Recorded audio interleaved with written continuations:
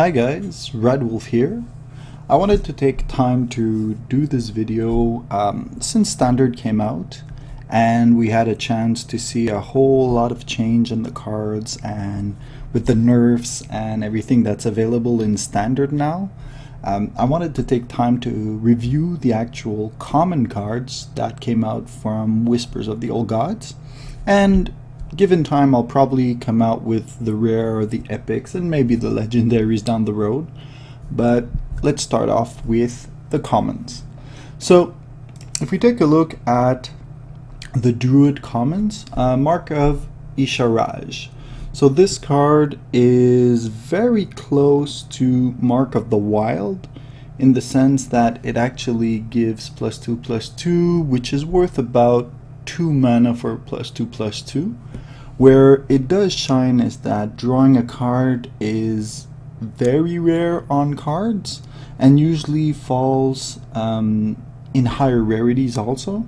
So the fact that you're able to draw a card on one of these buffs is extremely good, and we'll get later to other buffs that don't give you card advantage, but for this card I think where you're able to target a beast, so if you're able to target a beast, it is extremely good. If not, it is very subpar and suffers from all the other buffs. So I would say in a deck where you're able to add 6 to 8 beasts, you'll be able to play this consistently and getting the card draw, which on its own is worth a nice 3.5 manas. Feral Rage. So Feral Rage is very close to the card we know as Bite. Bite itself is a 4 mana card to be able to get 4 attack and 4 armor. In this case it has the flexibility of having one or the other. The 8 armor is better than Healing Touch because it can overheal you to basically have 38 health, whereas Healing Touch is limited to 30 health. And the 4 attack will take out most threats, and if you hero power, it basically takes out something like a Yeti or anything that has a 5 health with it, which is pretty good. And also with Fendril gives you access to doing both, which at that point is totally insane, giving you 4 attack and 8 health at 3 mana, which we know is worth at least 4 mana plus another 4 armor, which is worth, let's say, a mana and a half. So we, at that point, if you're able to get this with Fandral out, it becomes a lot better, and it becomes that something that you could actually take out a minion with and get some value of some extra health on there, so really worth it. Dark Arakoa. So it's the only minion that actually gives 3 health and attack to Cthulhu. So that is on its own, it's pretty cool because it actually helps you to trigger those 10 power Cthulhu much quicker. And of course it combos with Brand Bronzebeard that actually doubles your battle cry to give you 6+6/+6 to Cthulhu, which is totally insane. The stats on it are pretty good also. Having a 7 health is very good. It means that it can actually tank at least 2 hits from a 4/4 and then pass on, but it's still very good. It can take 3 hits from a 3/3, something like that, so really is very solid stat. And if you compare it to Druid of the Claw, it's, I mean, 1 point higher on each end and 1 point higher on the mana cost. So everybody runs Druid of the Claw because it is so strong as a 4/6 taunt.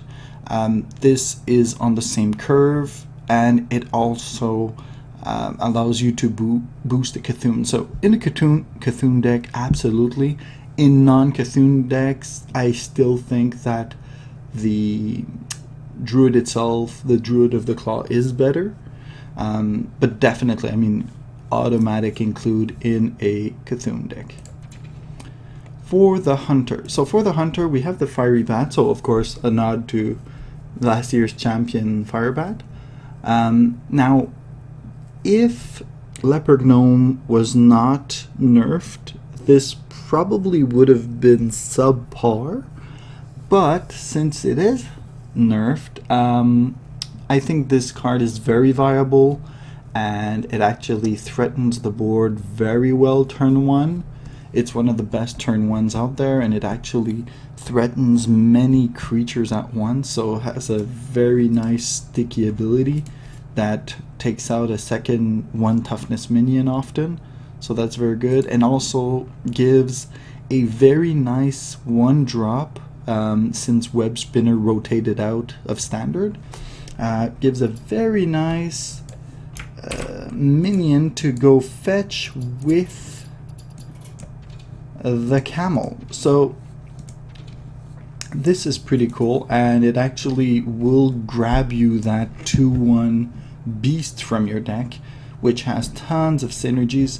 And why I'm pointing out the camel right now is that we'll come back a little bit later to it to compare it to another card that I'm about to review, because it has a 3 cost, a nice 2/4 body, and is a beast, and gets you that Firebat from your deck, which on its own is a nice creature. So if we go back to the Old Gods comment, yeah, so overall pretty nice 1-drop, pretty solid. This on the other hand, a little bit weaker. So it does have some, so basically it's an Elven Archer, deals 1 damage, get a 1/1 body for 1 mana. So on that note, it is very weak overall if you compare it to an Elven Archer. Where it does shine in certain respects is that it is a beast you get, so you get that tribal synergy. It is spell power boostable, so if you have something that grants spell power, it will get boosted to add more damage. Mind you, spell power usually is very weak in Hunter, so that is fairly unlikely to happen. And the other thing is it does work with Lock and Load, and Lock and Load is still a standard card, so you're able to pull some extra shenanigans out of that 1 mana. You get an extra Hunter card out of that, so then it is definitely worth it. So if you're running a Lock and Load deck, it's awesome. Otherwise, it's a little bit too weak to be useful, to be honest. If you have a choice between Firebat and this, the Firebat gives you a 2 damage plus a 1 damage that will hit down the road. So it's a lot more interesting. So Carrion Grub. Now Carrion Grub seems like a very boring card. There's 2 things to consider with it. So one, it's on perfect curve for the Houndmaster, which is one of the great reasons that we have a really nice 2/5. And if you can compare it to the Druid of the Flame, it actually is the same stat. It's actually a beast like it, but now it's actually in the other class that requires beast tribal. It's just you don't have the flexibility of getting it in the 5/2 mode, but still a 2/5 is a pretty annoying creature to deal with. It is a beast, and if you Houndmaster it, well then you have a 4/7 taunt, which is nothing to sneeze at. Like the 4/7 taunt will block for days, and you have a 4/3 human in the back hitting for face or trading for better positive trades. But the good contender that's still in standard for this is actually the camel. So I have a feeling the camel just does a better job because it does get you that 1-drop Firebat or the Gvaldir Raider, which basically means that for 3 mana you get 2 2/4s. So I just find that the Desert Camel does a better job than the Carrion Grub, personally. But it's, I mean, the Desert Camel, the downside is the opponent also gets a 1-drop. Now, if he does have a 1-drop, you actually have to have something on the board to take it out right away. So that's a big downside. But once again, since Zombie Chow is out of the game, and I mean, nobody really runs Gvaldir Raider, your chances are that you will get either a 1-1 or a 2-1 out of this. And so it's very, very rare that you'll actually pull a 2-3 out of the opponent's deck. And if you take a look, out of all the 1 costs that are available in Standard right now, there's very few. There's a 2-1, there's nothing here, there's a 1-3, nothing here, 2-1 if it's a dragon, 2-1, 1-2, 2-1, and most of them are not run. 1-3, that can be scary, so this is one of them. Possessed Villager is a very nice one, so that could be annoying. This is really purely a 1-1. So overall, so this is one that you're very likely to see, so a 2-1, and that's about it, right? So there's no more 2-3s that are really coming out of this. So I find that it is a kind of a buff to this card, since it actually since Zombie Chow rotated out. So overall, I still think Carrion Grub is not as interesting as the Camel. Next is Shatter. So Shatter in Mage. So there's a few problems with Shatter. Is that in a Frost Mage, the freezing is not necessarily there to trade or to kill the minions. The freezing is a process of slowing down the game overall and gaining time to play your Doomsayers and to get those extra turns out to actually wipe the board entirely with like Flame Strikes and bigger spells like Blizzard, and then chaining a Frost Nova into the next turn of Blizzard. So the thing is that Shatter doesn't quite do a good role in these Freeze Mages, and second of all, it is very conditional to you having a Frost. So Freeze Mage is the deck that carries the most Frost cards, and it doesn't do a perfect role in that deck. So if you look at other decks that carry a little bit less Freeze, well then you run into the same problem, is that would you rather have this or something that has an unconditional kill like Polymorph that actually turns the creature into something else, is much more powerful because it overrides Death Rattles and it counters, like it pretty much silences the creature and then destroys it. Well, turns it into a 1-1, which you can deal with in many ways, whereas this still triggers Death Rattles. So on paper it's an interesting card, but in reality it is a dead card if you don't have Frost, and it is a weaker card than most removal that the Mage has right now. So overall, I don't think it is a very good card. Yeah, and plus considering that Chugga Chugga has rotated out, you have an even less reliable way of freezing minions. And I mean, you do still have Water Elemental, but there's only 2 of those in your deck, right? So overall fairly weak. Once again, another Mage card, and I'll do a comparison with the Ghoul a little bit later on, but this Mage card is pretty interesting and a little bit disappointing, because if you thought that having an Arcane Explosion for 2 mana that deals 1 damage is weak, right? So very few people run that. But what if I told you you're actually able to get that, and then for 1 mana you get a 2/2 body? Pretty interesting, right? So you're actually gaining a 2/2 body for 1 mana, which is one of the best minions out there. There's no disadvantage to this. And furthermore, you get both in a single card, which is, I mean, this is sounding like a good deal, right? So this is where the issues start coming in, though, is that for 3 mana, you're losing tempo then. So overall, yes, like you are getting a 2/2 for 1 mana on paper, and then you're also getting the Arcane Explosion that deals 1 damage to all enemy minions. So great. But the issue is that you're losing tempo on that turn 3. Second of all, it isn't synergistic with all the other mage cards that actually synergizes with spells. And so as a mage, you want to get more spells. You want to be able to buff up your mana worm, to be able to reduce the cost of your spells, to be able to, with spell power, increase the power of your spells. This is kind of frozen in its 1 damage. It'll never be improved. So that's a little bit let down overall. So overall, it's a pretty weak minion, unfortunately, because it is not a spell. So it's cool that it is one minion that has that ability, but unfortunately the 2/2 body makes it that overall you're losing tempo and you don't have access to the synergy of spells.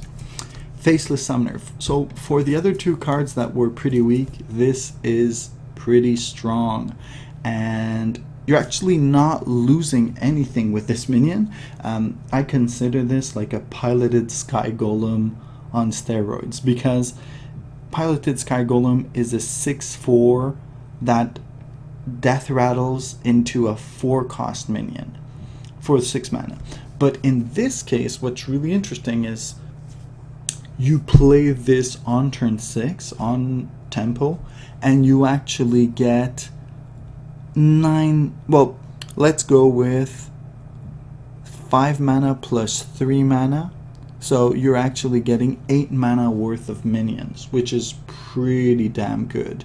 So overall, and you have the guarantee that the battle cry triggers.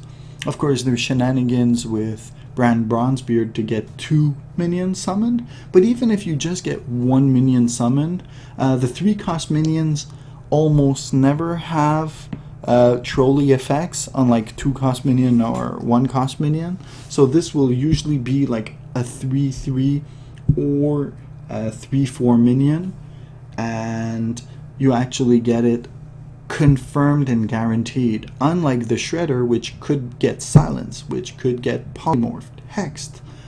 You would actually lose the death rattle that you paid so much for. And also a 4 attack could have killed the Shredder, whereas this, you need to invest a 5 power minion, and 5 power minions are usually at a premium. You don't have cheap 5 power minions unless they have a bad drawback.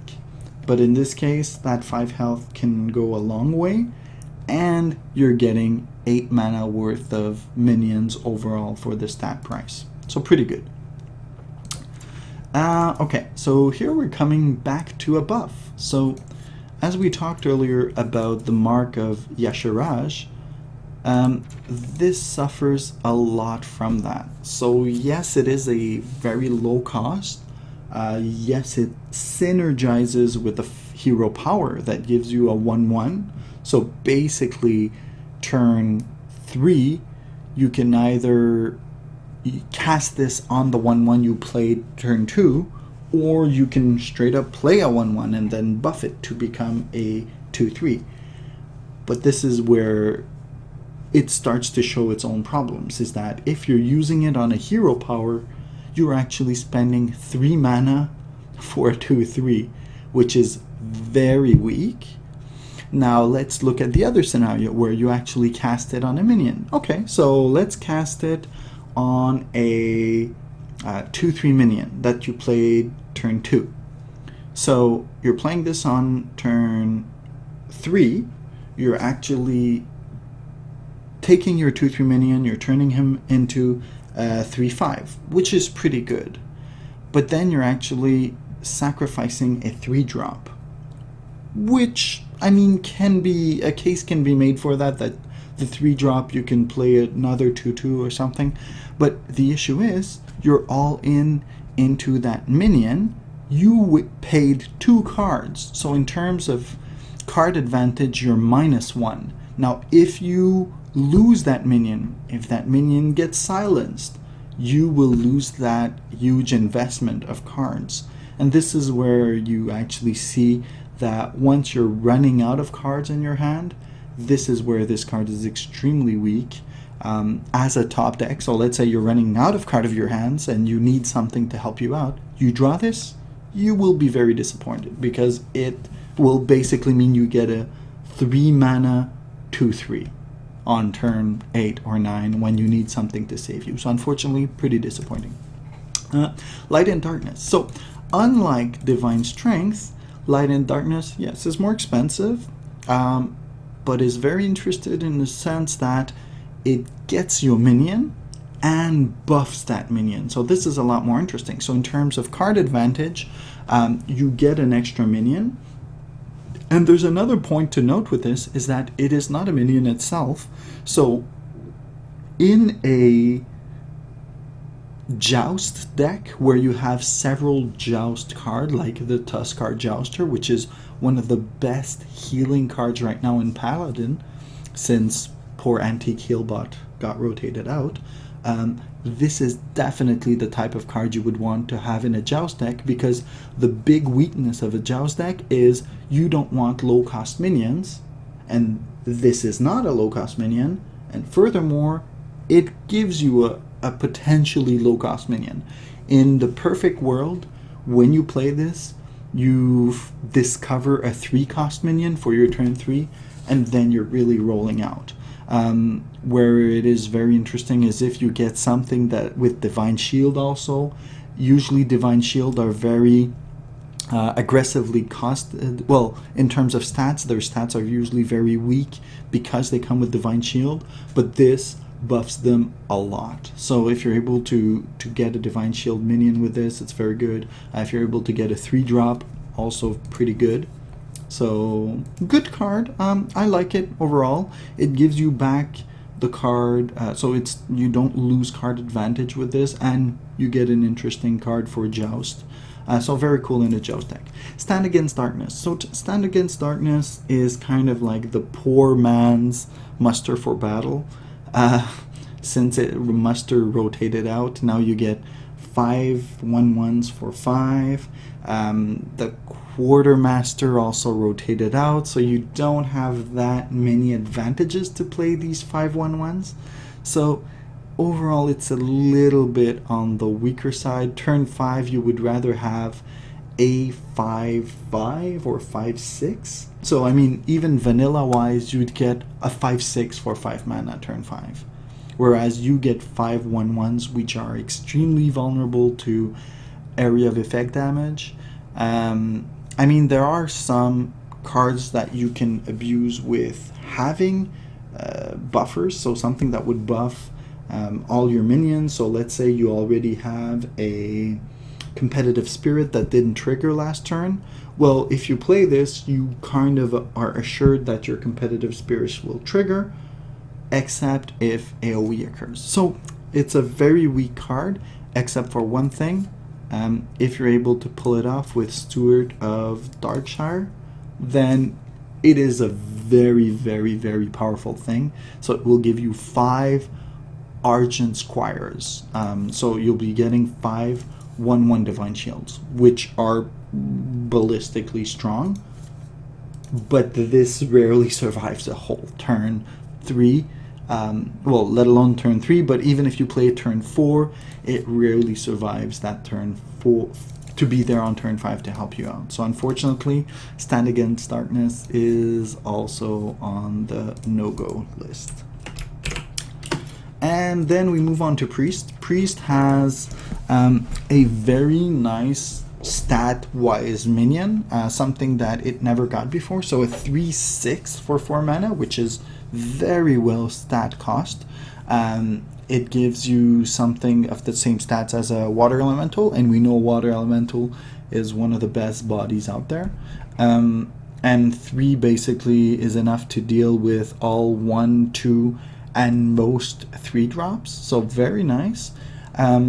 It is an auto-include in a Cthulhu deck, so basically it makes for Circle of Healing shenanigans where you're able to heal your minions, the other minions. If you're able to do a Holy Nova that heals your character as well, it gives +1/+1 to Cthulhu. So you're able to get these great big Cthulhu swings where he's getting 3, 4, 5, sometimes 6 +1/+1s. And you're setting it up so your cards that trigger at a 10 power Cthulhu very easily will attain that.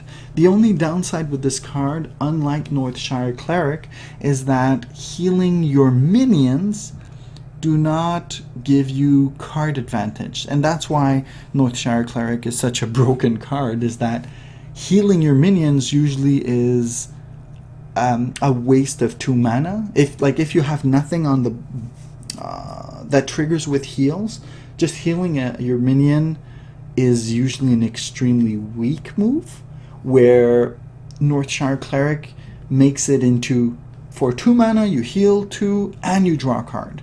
Now, giving +1/+1 to Cthulhu is worth maybe half a mana, I would say. So maybe even less than that. I would even go as far as to say it's worth 0.25 mana. So the actual power, I wouldn't waste your hero power. If you have anything better to do with your 2 mana, play it. Where this is strong though is with area of effect heals. This is very good with area of effect, but it does not carry the same weight as Northshire Cleric, where you would slow down your tempo to heal a minion but not get a card draw out of it. Darkshire Alchemist. So I really like this card, and I was wondering how long it would take for the priest to eventually have a minion that heals something, and finally he got it. He got that Yeti. That Yeti learned to cast Flash Heal, so that's pretty good. And Flash Heal on its own is played. Yeti is not played that much anymore, but we know is very well stat costed.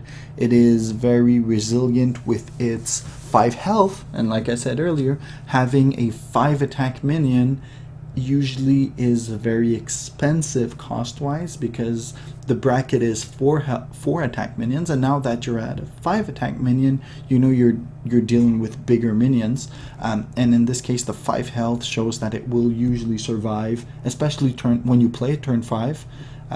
It will survive at least 2 fights.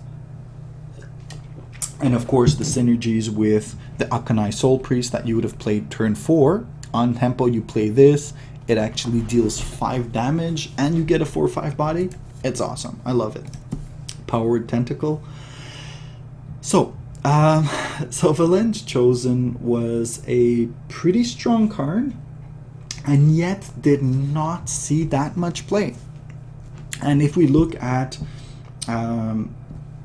all the cards that give a buff but don't provide any other advantage, this suffers from it as well. So it buffs a creature and you go all in into that creature.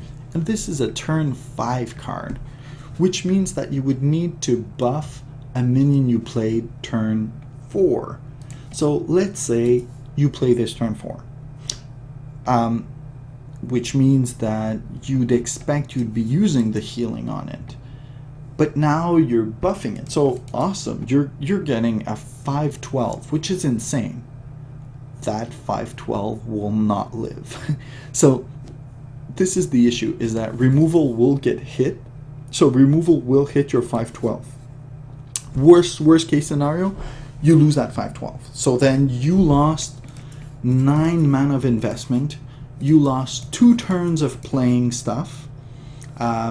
Yeah, you probably got to attack once with a 5/12, so you get a 5 damage in, but that's where it stops. So for 9 mana, you got 5 damage in. That's terrible. 2 cards, 9 mana, 5 damage is not worth it. So that is the worst case, which means you lost the game. Overall, you're losing the game if this happens. The second scenario, where it is very, very bad, but might not lose you the game, is your minion gets silenced. So you lost your turn 5.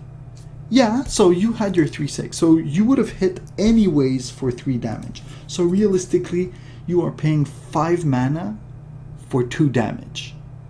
Would you really pay 5 mana for 2 damage? So yes, the enemy has to use the silence on it, and silence is a little bit less prevalent since they nerfed Owl. But what happened, of course, is that now the 4 cost for 3 that silences the Spellbreaker has been coming out more now. And all the other class silences are being played a lot more, like the Shaman silence, and even the nerfed Keeper of the Grove is still played. So silence wrecks this spell all over the place, and the investment is very, very high.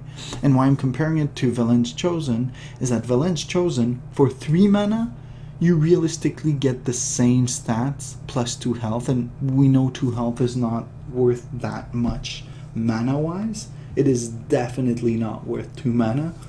And Valen's Chosen also gives you a spell power, which we know spell power is pretty high costed. Usually spell power plus 1 on its own is worth at least half a mana to a mana. So you're saying that you lose a spell power, you gain 2 health for 2 more mana? It doesn't make sense. So this is legitimately 2.5 to 3 mana more for 2 health. And it's unfortunately really not worth it in my opinion. Bladed Cultist. So we'll move on to Rogue. Rogue got some pretty nice cards overall, and Rogue was suffering from, first of all, not having many great cards in the recent expansion, except Oil, Tinkmaster's Oil, which unfortunately just rotated out. So let's see if they got something worthwhile for them. So Bladed Cultist. So on paper, this is an awesome card. It is one of the only 2/3s left for 1 mana in, it replaces, let's say, Zombie Chow for something that would have been a slower mid-range 1-turn kill rogue. But here's the issue. Having the requirement for the combo means that if you play first, you will realistically never be able to efficiently play this as a 2/3.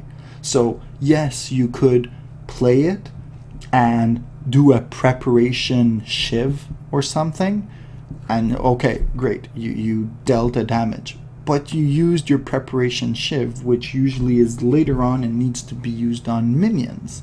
So if you play first, this is too slow. If you play second, you get the coin. So yes, you're able to turn 1, coin, play this, but then what do you do with your second mana? And that's the issue. Rogue does not have that many good options as 1/1. And I mean, even if I look at all that's available in Standard for Rogue, you wouldn't want to play this. You might want to play this, but this is a weak card overall. You don't want to play Conceal. Can't play Pit Snake because it's a terrible card. Abusive, no. Argent Squire, maybe. Shield Bearer, no. South Sea Deckhand won't benefit from the charge. So overall, that's the issue though, is that if you're playing first, you can't. If you play second, you can with the coin, but then you lose the coin, which is the only thing that helps you catch up as a second turn player. I mean, yes, there is the dream where you're able to coin, play 2 of these, and you get 2/3s turn 1, but you've wasted your coin. You've used 2 cards, which is legitimate. You get a great tempo, but this is 1 in 1,000 games that you'll be able to do this. So on that respect, and if you play it later in the game, well, a 1 mana 2/3 later in the game just usually doesn't cut it. You would want to have those stats turn 1. Turn 2, you're already starting to lose, because if someone plays like a 3/1, well, you lose this. And then if you're actually playing it turn 3, well, then the 3/4s are coming out and you're just losing straight up against 3/3s and 3/4s. So unfortunately, it's nice on paper, but it's not that easy to play, and late in game is total garbage.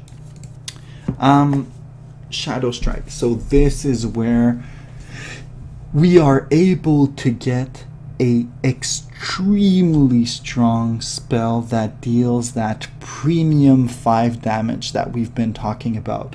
And there's so many spells in the game that deal 2, 3, sometimes 4, but so rarely 5. And this is an awesome low costed 5 damage. Yes, it's undamaged characters, but most of the time you need that, and you control most of the time when you're able to cast this, and you will be able to play it on something that has Yeti stats, or let's say a 5/5 like an Emperor Tharasan, or something that's even a 6/5, which there are a lot in this expansion of 6/5 minions. This is ballistic. This is an awesome card. There's this small funny added benefit that you're able to hit a player with it. So the character clause is pretty funny, that if you want to initiate your kill turn, like you keep on trading, the opponent feels confident with his 30 health, well, you're able to nudge it down to 25. I wouldn't say that you would never play this on the character, but it can come up that you're hitting the hero once in a while, but you would already have to be winning for that to happen. So most of the time it's just a very nice premium 5 health removal, or even higher up. Like if it's a 7 health minion, you hit it for 5 and then you trade in a crappy little 2 attack into it, and it really is an awesome card. South Sea Squidface. So this is a pretty interesting card. It's nice to get a nice costed pirate in this deck.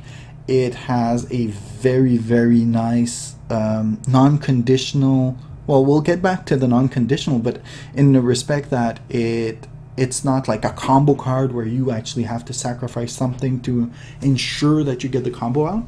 So it's nice to have an Envenom on, a Deadly Poison on a minion. So you are basically getting 2 cards for 1. So just for that, getting a 4/4 with the pirate marker, which usually does cost something to have a pirate marker, because there are some very nice synergies with other pirates out there, and especially the rogue right now has a very nice pirate that lowers the mana cost of weapons. It is very cool to have that. So, and there's also the Undercity Huxer? No. Well, anyways, the pirate that gets +1/+1 if you control another pirate.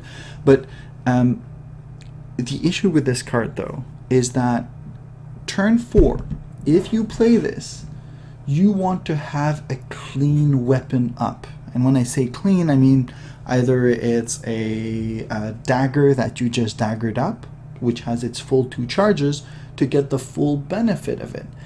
Where I've played quite a lot with this card, and what I've realized is that I tend to hesitate to play it when I have either 1 charge or no weapon, because then I know I'm basically playing an undercosted minion. So I mean an understated minion for its cost, and that kind of feels bad overall. So it is pretty good. It is extremely powerful to have a Deadly Poison with a minion. It's really nice that it is not a conditional card in the sense that it's not a combo.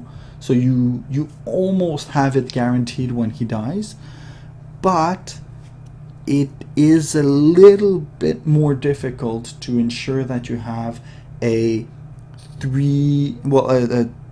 2-charge weapon. And another issue is that if this dies turn 4 when you play it and you have your 2-charge weapon, you'll rarely be able to control it enough to have your Assassin's Blade out. Like if this was a 3/5, I find you would have more control on how he dies, but the 4 health toughness, as we talked about, is not a premium statted attack, and a lot of minions deal 4 damage, a lot of spells deal 4 damage, so it's harder to control when he dies. Ergo, if you don't have your weapon up full, it's going to be hard. Next, Primal Fusion, and the curse of the buffs continues. So this again is a buff on a minion, does not provide card advantage, so overall it is weak. It is a conditional buff, which means that you need to have totems out. Once again, if the opponent is controlling the board and is turn after turn killing your minions, this is useless. So that makes it extremely weak. Now, if you're able to consistently pull it off with 3 totems, this is pretty good. I mean, if you're able, pretty good, and I'm keeping it in a very step back way. If you're, let's say, able to cast it on one of your totems, one of your hero power totems, that means you have a pretty interesting threat for 3 mana. And you see, this is a lot more interesting than the Paladin ability, where you play your hero power for 2 mana, you cast this on it, you have a 2/3 for 3 mana, which is terribad.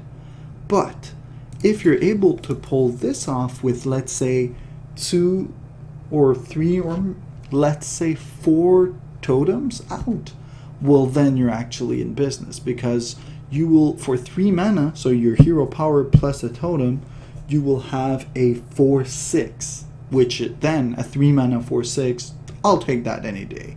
But it suffers from the fact that your totems are usually 0/2s, 0/3s, and they get killed very fast.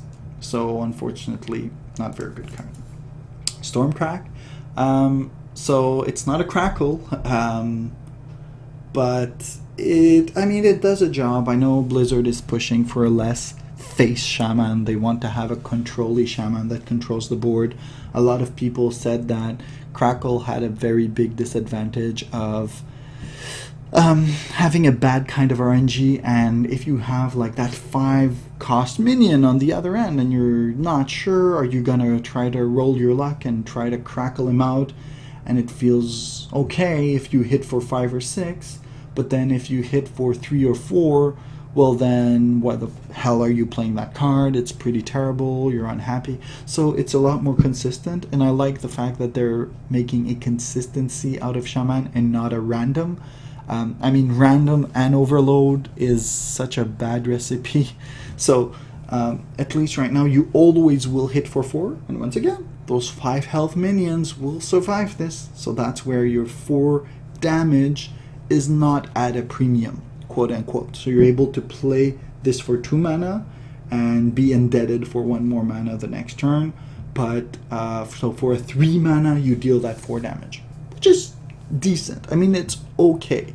It's slightly better than Shadow Bolt, which for 3 mana deals 4 damage. In this case, you're able to get a lot more out of that, especially on that clutch turn where you only have that 2 mana left. The King of Kings. So, this is insane, and if you're playing Shaman, be it face, be it control, mid-range, totems, evolve, you play this. The reason is, it does everything for you. You play this turn 4, you are in business with a 7/7. Nothing, no minions can contest with that one-on-one. It will trade 2, sometimes 3 minions when it comes into the board and plays a significant threat. And also, an added interesting quirk is that Shaman has tons of awesome 3-cost cards, and this tempos perfectly into your turn 4, you play this, turn 5, you actually have 3 mana left to play your powerful 3 mana cost spells. In that respect, even at that, it's powerful. You play this turn 4, it's super strong. But what happens if you draw it late in the game? You know, like turn 8, 9? it's still strong, and it's actually possibly even stronger then, because you often end up, once you empty out your hand or you're top decking in that top deck war, you don't care about the overload. You will end your turn with an extra 2, 3, 4 manas left and just pay 2 mana for a totem. And honestly, I would rather have that overload 2 than pay that 2 mana left over and get a totem. So I would rather have this than a Yeti and next turn get a free totem, you know. Overall, so great, awesome mid-game minion and a very good late-game minion. So overall, and of course, in itself, it will bait out threats. So it will bait out a big game hunter. It will bait out removal to protect your huge minions that you do actually, like your Cthulhu. So this guy is actually a bodyguard for your Cthulhu because he will get polymorphed. And when Cthulhu comes out, well, Cthulhu is going to do the rest of the work. So really awesome, one of the strongest cards in Shaman overall, and one of the really strongest common cards in this set. Next is Warlock.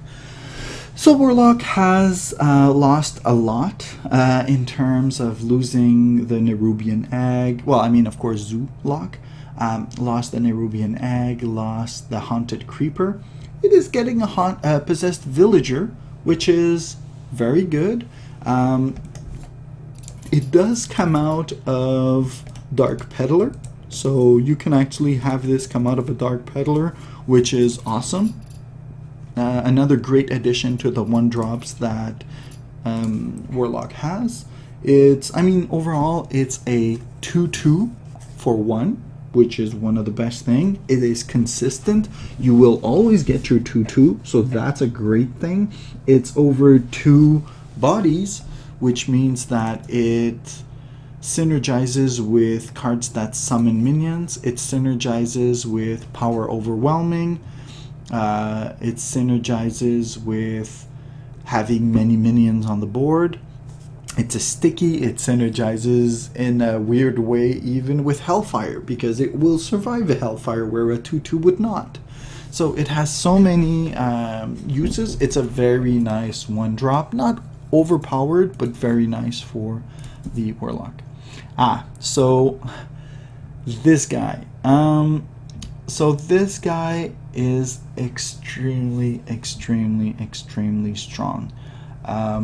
Considering that he comes out with all these cards that create so many minions, it's crazy. And if we take a look right now at the cards that are able to push out those minions, I mean, we have Forbidden Ritual, which I'm seeing consistently is giving you 3, 4, 5, sometimes 6 minions and giving +6/+0 to this guy.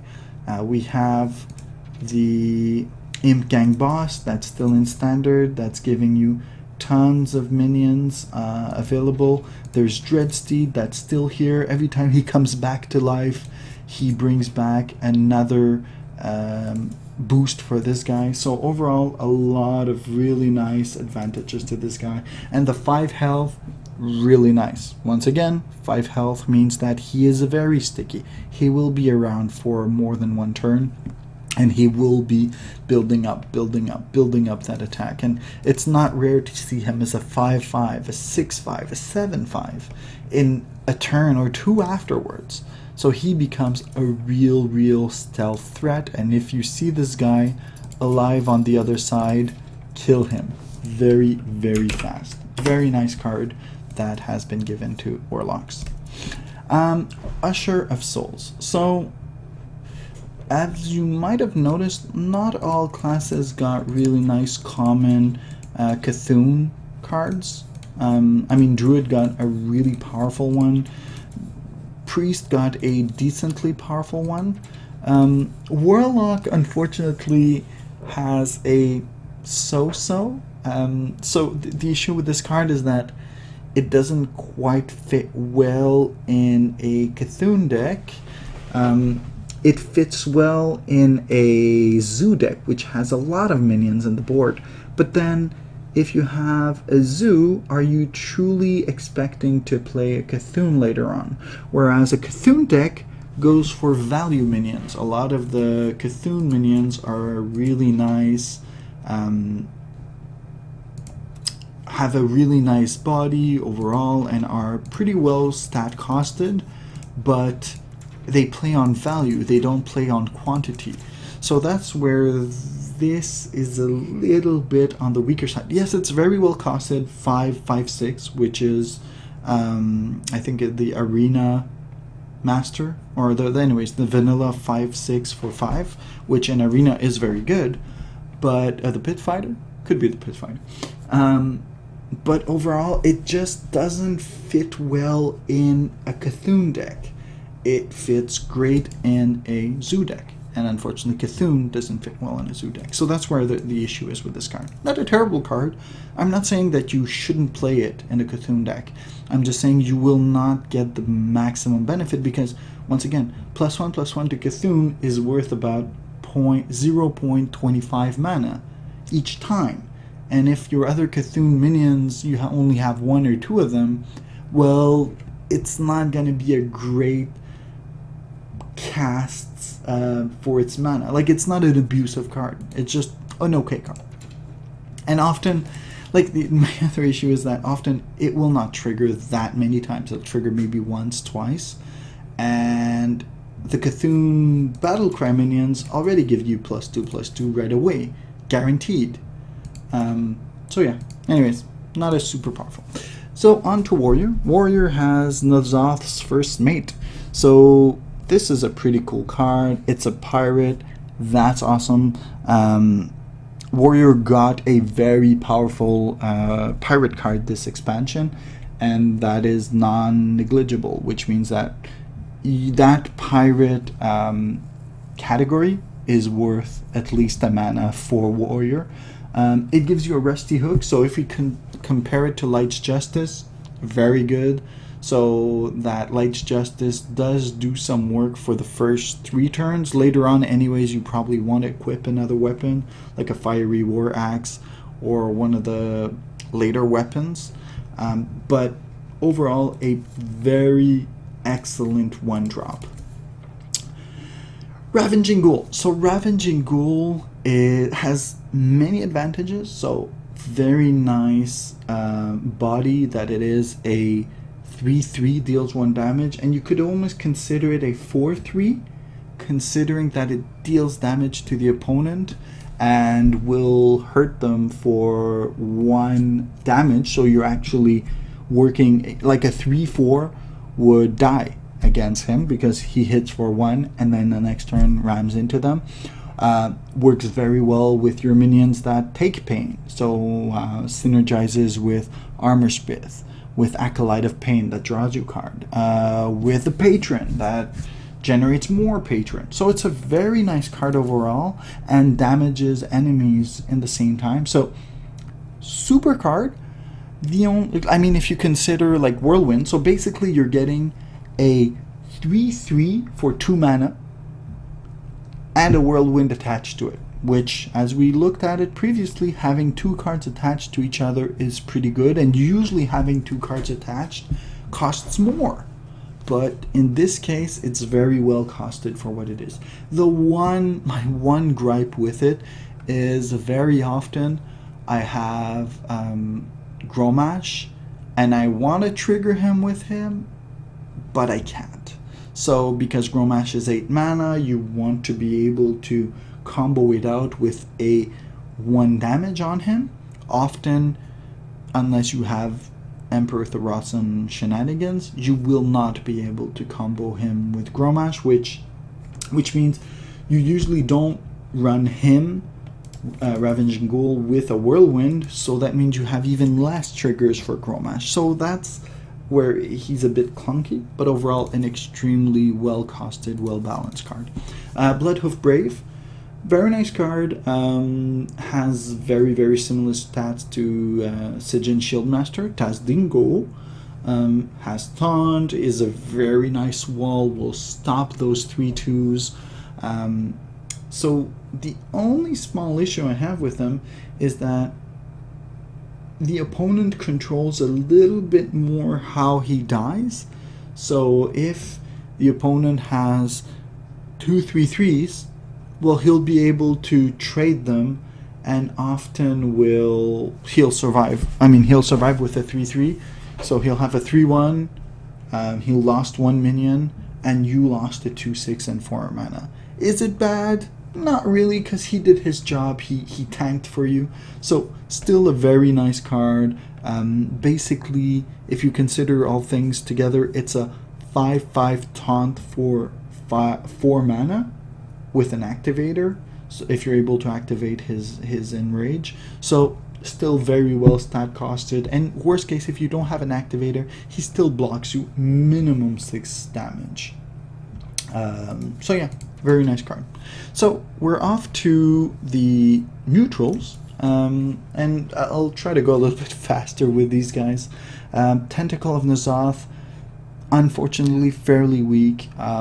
If you look at the Explosive Sheep was very rarely played, only in Mage, well, in a control-ish Frosty Mage were you able to see it, and that's because Mage can consistently control the 1 damage to kill it off. It can do this with this, but unfortunately the 1 damage is usually not strong enough, whereas the Explosive Sheep gave 2 damage. You could actually play 2 Explosive Sheep and trigger 4 damage.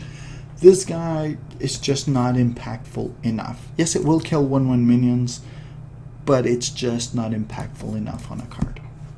Zealous Initiate, once again, one of those 2/2 quote-unquote minions for 1 mana. Very good, but it suffers a lot from other 1-cost minions that are strong on paper, is that it is unable to guarantee its death rattle turn 1. So if you initiate with him and you play him turn 1, he can probably die for a good cause. But if you're playing second, usually the first player will kill him off and you will lose your death rattle, which is terrible. Then you played 1 mana 1/1 and you got an angry chicken, and nobody plays the angry chicken. The only advantage with this guy is if you play him turn 2, turn 3, turn 4 to an offbeat turn, so where you would play, let's say, a 3 mana and this guy on turn 4, he's slightly stronger. So as a top deck, he's slightly stronger, synergizes with Divine Shields. Like, Divine Shields are always a little bit stronger. So in that respect, he's a little bit nicer, but overall I feel a bit weak.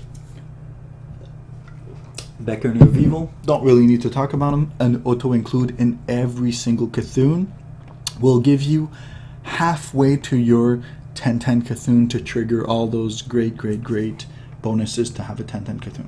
Perfect card.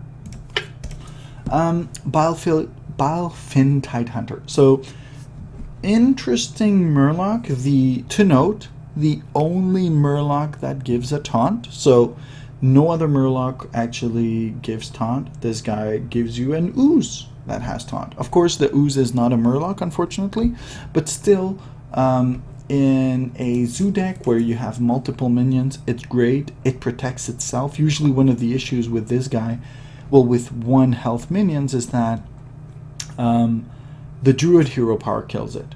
The Paladin hero power kills it. The Shaman 1/1 kills it. The Rogue weapon kills it. And this it doesn't, because there's a taunt beside it. And for all intensive purposes, a 1/1 taunt usually is as good as a 1/2 taunt, a 1/3 taunt, even a 1/4 taunt, because most of the time it will be blocking a 3/3, a 3/4, a 2/3. So that 1/1, unless the opponent has a 1 attack minion, which is very rare, will often block 1, 2, 3 damage, rarely 4 and above, but will often block 2 or 3. And this is where it's important. It's because it's blocking 2 or 3 damage with a 1/1, and plus you already have a 2/1 on play. So, pretty cool card. Duskboar, it's a beast. That's cool. It's a 4/1, so it suffers a lot from the 1 health issue, which we just talked about, and of course has the Magma Rager problem and a lot of 1 health minions, which is terrible overall because it suffers from hero power dying. So every single hero power, well, most hero power can kill it off, which means it's terrible. Where it has a interesting play is that in a Warlock, you can actually play him and a Shadow Flame, so you get a 6 mana Flame Strike, which is, I mean, it's not terrible. It's 2 cards, but you cost a 1 less mana Flame Strike, and usually the warrior hero power gets you back any card disadvantage you lost. So, and usually if you do a Flame Strike is because you're killing multiple minions and you're going to save healing later on. So still decent. Otherwise, unfortunately, a terrible, terrible card. Twilight Geomancer. I mean, it is a power creep. So compared to the Silverback Patriarch, the 1/4 for 3 mana. So this is a 1/4 for 2 mana. It's pretty good. In that respect. It also gives Cthulhu Taunt, which means that when you play your Cthulhu turn 10, sometimes, well, oftentimes, you won't win that turn, which means that your opponent can counteract with any huge minion he would have. So let's say he has 10 10s or 8 8s that survived, well, then those can actually kill you. And in this case, well, your Cthulhu will take a hit for you. So it's, in a Cthulhu, I mean, a 1/of doesn't necessarily hurt, and it helps you early game. Unfortunately, it is a pretty bad contender for the 2 spot because of Beckoner Evil. So that's why I'm saying maybe just 1 in your deck might do the job. You'd want to really consistently get your Beckoner of Evil turn 2. There's an anti-synergy also with Black Knight, where your Cthulhu can get Black Knighted and killed because he has Taunt. But I'd still say that's a niche. So overall, pretty good as a 1/of. Twisted Worgen. So 1 health are very bad, but stealth mitigates a lot of that risk. So you're already removing the factor of a hero power, which is a pretty big deal. So a 3 damage for 2 is on par with most pretty good hero spells. So if you look at Dark Bomb, which rotated out, but if you look at spells that deal 3 damage, this is on par with it. It's slow, so it's a 1-turn lag, but overall a still pretty good thing, and you can kill a 4/3 with this. And we know 4/3s usually come turn 3, and in case of the Spellbreaker, turn 4. So something, or even if you look at the mage that has the Arcanist, well, that's a turn 5. And then there's the Justicar, which is still very widely played, is a turn 6.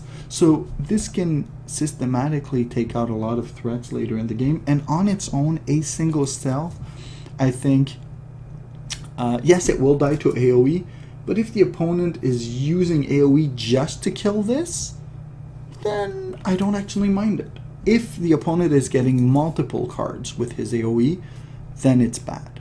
But just to kill this, if you're wasting something that's doing 1, 2, 3 damage to everything, Flame Strike, if the opponent consecrates just for Twisted Worgen, hell, I'm happy. You wasted a consecration, and then I'll be able to fill the board.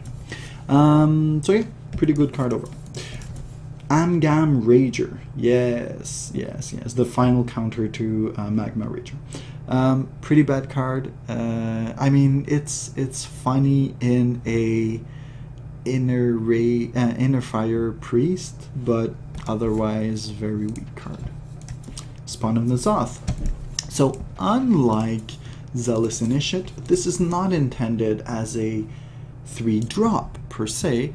It's more intended as a later drop and will buff your minion. So yes, it can be a 3-drop, I'm not saying otherwise, but as a 3-drop it's fairly weak, considering 3-drops are usually 3 3s and 3 4s and so on and so forth, so, or 4 3. But in this case you get a 2/2, which will trade very unfavorably, and if you're already, I mean, by turn 3 you don't usually have a full board, right? You have 1, 2 minions often. So in that respect, this is more of a 4, 5, 6, 7 drop, where you already have a board full, something like a Zulog, which will have a board full. And when this dies, well, watch out. Or something like a Paladin, a Shaman, like even the Evolved Shaman right now needs a lot of board presence. And this worst case scenario gets evolved into a 4-drop, and in best case will buff all of your 4, 5, 6 minions, and then you legitimately have a +5/+5 or +4/+4 on top of that 2/2 body. Then it's a little bit more interesting. Squirming Tentacle, again a different type of power creep over the Silverback Patriarch. Silverback, which is a 1/4 taunt. This is a 2/4 taunt. Not the best of cards. If you consider something like the Bloodhoof Brave, for 1 more mana you get 2 more health and that Enrage, which then is really worthwhile. This is just a little bit too weak to be any good use. It will save you a life sometimes, but it won't win you games. So Twilight Elder, really nice Cthulhu card, will often give you 1 to 3 boosts, is kind of underhanded and pretty well stat costed, 3/4/4/3. If you play it on tempo with your Beckoner of Evil, you get a 2/3, then a 3/4, and then you keep on rolling out with like a 4/2 afterwards. It is a pretty nice ramp threat, so very nice overall. Really like this card. Auto include twice in every Cthulhu deck. Aberrant Berserker. So our nice Troll Hunter is back, but this time he's just a little bit less interesting. So we know that 3/5 4-cost minions are okay, but unfortunately, if you consider him like a Yeti, he's a little bit. I would take the Yeti over him, because Yeti is always a 4/5, whereas this guy, the enemy can play around with his 3/4 and then a 2/1 to kill him, whereas a Yeti will always be in control of giving 4 damage. We know Yeti is okay, but it's not played, right? So as a 3/5, you want to have that extra ability. You want to be a Violet Teacher. You want to have those ability, or you want to have Taunt. So if you need a 3/5, go with Tazdingo. Sejin Shieldmaster will save you from dying, whereas if it's critical for you to survive, this guy will not. I mean, worst case scenario, he'll just die because he will not have done his job. Best case, you have like a 5/4/4/4, which I wouldn't play, right? You wouldn't play a 5/4/4/4, and this is pretty much what it is. Once again, if we compare it to the Bloodhoof Brave, go with the Bloodhoof Brave. It has Taunt. It will save you. It's a 5/5/4/4 if you consider it triggered. So, yeah, not a very interesting card. Cthulhu's Chosen. Now we're talking. So we lost Shredder, RIP, but we got Cthulhu's Chosen for Cthulhu decks. So, very nice, aggressively costed. Divine Shield will not die to 2 hero powers in a row, is very annoying, will usually dish out a nice 8 damage, so I love this card, and keeps on the perfect curve of Beckoner of Evil, Twilight Elder, and Cthulhu's Chosen. It is half of the total activator you need to have a full power 10 Cthulhu, which usually triggers your other 10 power Cthulhu minions. So really nice card. Evolve Cobalt, very weak, very expensive. Should have, like, if you consider the Yeti weak card, well, I mean, not weak card, but not very played card, it's a 4/5. So you're losing 2 attack, 3 health for 2 spell power. That's pretty weak. I know what Blizzard is doing. Blizzard does not like one turn kill decks, and if this was any more aggressively costed, it would be, so if it had better stats, it would be played in a lot more decks, and then you would see how powerful this is. And in the other way, if this was cheaper costed, well, you would see it in every single one turn kill deck with spells. They keep this in their hand, they play Emperor Thrasen, it lowers the cost, and then your turn 10 is disgusting with in a mage where you're able to lower the cost of your spells, you're able to dish out a nice 20 damage with this guy. Frostbolt, Ice Lance for disgusting amounts. So your Frostbolts are giving 5/5, then your Ice Lance are giving 6/6. So you're giving like 22 damage for 4 spells. Anyway, it's horrible. That's why he's very poorly costed, because otherwise people would play with him, and you wouldn't be happy to see him in combo decks. Infested Tauren. So it has the stats of a Yeti on 2 creatures. It has half taunt. It's okay. It's cool in a N'Zoth deck because it is one of the only. Yeah, it is, of course, the only neutral minion that has Taunt and Death Rattle. There's Tyrion and Paladin, but it is interesting in a N'Zoth deck. Overall, there's much better Taunt cards, though, unfortunately.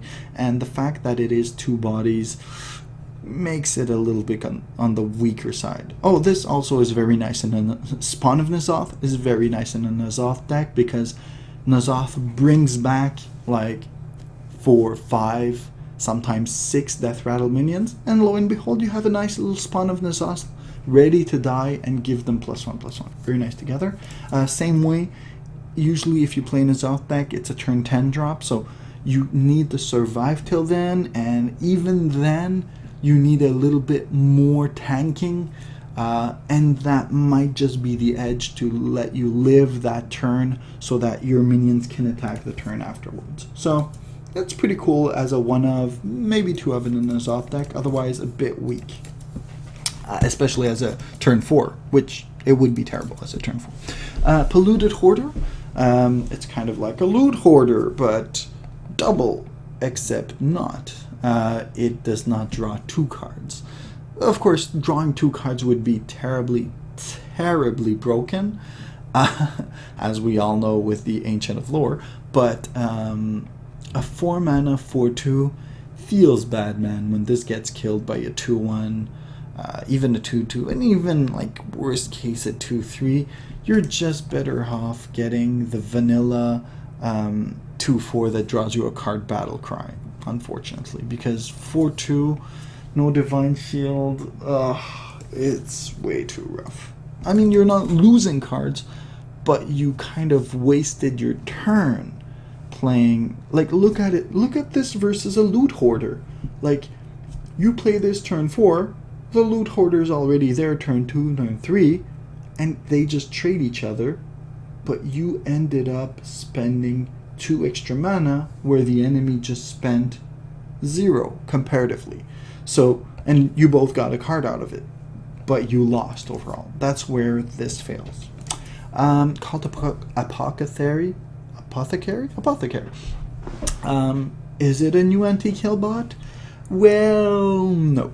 So the issue is, this card is good when it's bad, and is bad when it's good. In the sense that if you are controlling the board, this is when it will be bad, because enemy only has 1 or 2 minions. So it's you wouldn't be inclined to play it then, because if you want to benefit full, I mean, you're already winning, so it's good, right? But he's bad. And the issue is, if you're losing because the enemy has 4, 5, 6 minion, you're getting zooed down, then yes, he's great. He heals you for 8, 10, but you're losing. And that's where, and even worse is something like a freeze mage or a tempo mage that never has that many minions out but is burning you down. You can't heal against that. Or a deck like a druid or a handlock that has 1 or 2 8/8s. It can't heal you there. So there's too many scenarios where this is weak, where anti-killbot was good. Yes, you get 1 more attack and defense than anti-killbot, but it won't save you. And anti-killbot did. I mean, even with Bran's Bronzebeard, if the enemy has 2 minions, then yes, it's an anti-killbot. So that's where it would be useful. But then Bran is awesome with everything that has Battlecry. On its own, though, it usually will not bring you back from losing. Psychotron. So I'm gonna go with the analytical of comparing it to Sludge Belcher, and I'll give the quick rundown of it. Sludge Belcher is a 3/5, pops a 1/2 taunt. This is effectively a 3/1 taunt and then a 3/4 taunt, because the 3/1 means you pop your shield. That shield was like a 3/1. So if you could have like a reverse Sludge Belcher that pops a 3/1, and from that 3/1 pops a 3/4, then that's what this is. Is it a Sludge Belcher? No. So where this is extremely weak is if you get hit by many small minions, so 1/1s, 2/2s. So let's say there's 3 2/2s. First one pops the shield, kills your 3/1. And the other 2 kills your 3/4. So was Sludge Belcher here? Absolutely. Sludge Belcher took the first one, the second one, the third one, died, and then you still have a 1/2 taunt. But where this is stronger is if you're fighting bigger minions. If you're fighting a 5/5, Sludge Belcher loses outright. 5/5, Sludge Belcher takes the hit, he dies, pops his little slime, second hit, dies, and there's still a 5/1 alive. Whereas Psychotron kills the 5/5. Same thing with a 6/6. Same thing with a 6/5, a 7/5, a 7/4. So Psychotron is very, very nice against big minions, but weaker against smaller. And the issue is Sludge Belcher was more required against small minions, because you have so many ways of dealing with big minions that, like, you have removal, you have fireballs, you have polymorph, hex. There's tons of ways of dealing with, well, I mean, there's not tons of ways, but the game is made in a way that swarming is harder to deal with. If you're losing to swarming, there's very few things that will save you, and unfortunately Psychotron does not save you that well. It still helps you out blocking 3 2/2s, right? But Belcher did a better job. And Belcher was not unconditionally played in every single deck. It was played in decks that struggled against swarming, and this also doesn't help you as much as Belcher did. Anyways, so overall, good in mid-range, against huge decks, not as strong against smaller ones. Like, this guy does a better job against smaller decks and costs 1 less. Right? So, getting close to the end here, Nerubian Prophet. So, at the cost of your turn, reduce this card's cost by 1. So, it has a built-in Emperor Thaurissan in it. Like, whoa, that's pretty cool. So, nitty-gritty. This usually is a If you get it in your first hand, it's a 3, turn 3, 4, 4, which is awesome. It shines in Evolve Shaman because it always has its 6 cost once you play it, and you evolve it always for its full, so you will get something like a 7 cost every time, which is awesome when you evolve it. Pretty nice in a handlock where you want to hold on to your cards as long as possible and play those huge swing turns. Maybe even like this gives you consistency in your handlock, because you handlock doesn't need Emperor, but Emperor helps it out a lot. And this is just a redundancy for Emperor, where you didn't get your Emperor and your Emperor is at the bottom of your deck. Well, he's slowly reducing his cost while he's in your hand, and you'll be able to play maybe like him for 2 mana and then Shadow Flame, which, as we talked about earlier, is pretty good if it saves you. And it's a lot more consistent than Duskboar.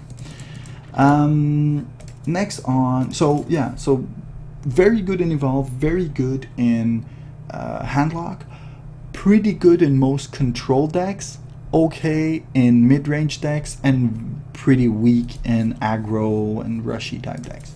Bog Creeper, one of the biggest taunts in the game, that's neutral, so that's pretty nice. Dodges Big Game Hunter, so basically what this will do, it will save lives. Like, this saves lives. It stops 7/7s, it stops 3/3s, it stops a lot of stuff. It stops like so if you're able to survive till turn 7, it's a lot more consistent, a lot more versatile than Psychotron. Very nice card overall. I mean, very nice card in a vacuum where you don't have many cards and you feel that you always die to rush decks. You need to drop some taunts, yes, but if you're able to drop this, you'll know that you can survive at least a few more turns. Like in a Cthulhu deck, if you feel that you're getting rushed down and your curve is good, but you still get outvalued, then he'll put a stop to that. Grotesque Dragonhawk, very weak card overall. Yes, it can represent 10 damage, but unfortunately it suffers a lot from most Wind Fury cards, is that it has a great big target over its head, and turn 7 you can pretty much guarantee that the opponent will have something to respond to this turn 8 or even their turn 7. Only nice thing is that it is a beast, so things that summon beast, things that get you a random beast can get this. Ram Wrangler can pop this. Hey, if Ram Wrangler pops this, I'm happy. So this is a buff to Ram Wrangler, a buff to web spinners and fests and all that, but on its own, terrible card. Eldritch Horror, better than War Golem, will not die to Big Game Hunter, will trade for days, but the days will probably have passed where you'll be dead by the time this comes out, unless you play a very controlled deck. If you can control it out, this effectively is like a bigger Boulder Fist Ogre that comes out 2 turns later and still keeps on chomping down with his claws. Otherwise, it's a big fatty. Unless you don't have fatties in your own class or that are better. I mean, this is not a Dr. Boom or anything. It just does some work. And this is way too high costed. Has no effect when it comes into play, which is terrible. Like, I would consider